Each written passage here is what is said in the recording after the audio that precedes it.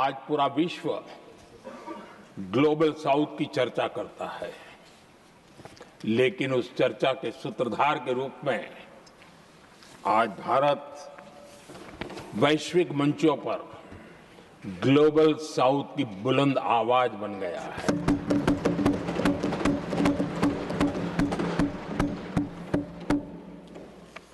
अनेक देशों के साथ आज Bharat future ready trade deals कर रहा है।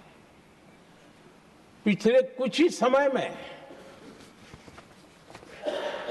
दुनिया के महत्वपूर्ण 9 बड़े देशों के साथ 9 बड़े हमारे ट्रेड डील हुए हैं और उसमें मदर ऑफ ऑल डील एक साथ 27 देशों के साथ, यूरोपियन यूनियन के साथ।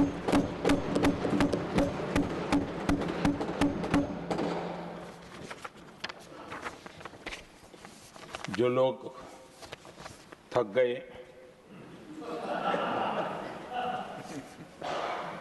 बेचारे चले गए,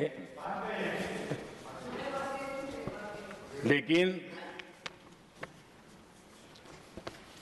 कभी न कभी उनको जवाब देना पड़ेगा कि देश की ऐसी हालत कैसे बना के रखी थी कि दुनिया का कोई देश हमसे डील करने के लिए आगे नहीं आता था।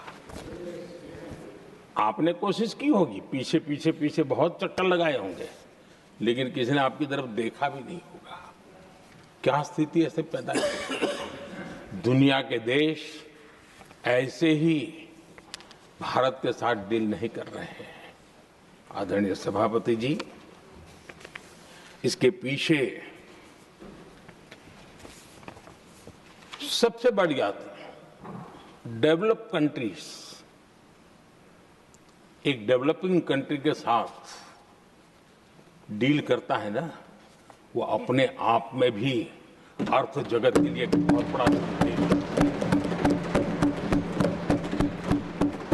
और मेरे लिए नई बात नहीं है। जब मुझे गुजरात में सेवा करने का अवसर मिला था तो मैं एक वाइब्रेंट गुजरात समिट करता था और मेरे लिए गर्व की बात थी कि एक स्टेट, हिंदुस्तान का एक स्टेट, मेरी इस वाइब्रेंट समिट के partner country, develop country Japan हुआ करता था। एक राज्य ने सामर्थ्य दिखाया था, आज मेरा देश है सामर्थ्य दिखा रहा है। ये तब होता है जब आपके पास आर्थिक सामर्थ्य हो, आपके पास आपके नागरिकों के अंदर, देशवासियों में एक ऊर्जा हो और खास करके मैन्युफैक्चरिंग के लिए एक मजबूत इकोसिस्टम हो, तब जाकर के विश्व आपके साथ डील करने के लिए आगे आता है। वोट बैंक की राजनीति में डूबे हुए लोगों ने कभी भी देश के ऐसे अनेक पहलुओं पर मजबूती देनी चाहिए, ये कभी उनकी प्राथमिकता नहीं रही और उसी का परिणाम है। और जहां तक कांग्रेस पार्टी का सवाल है,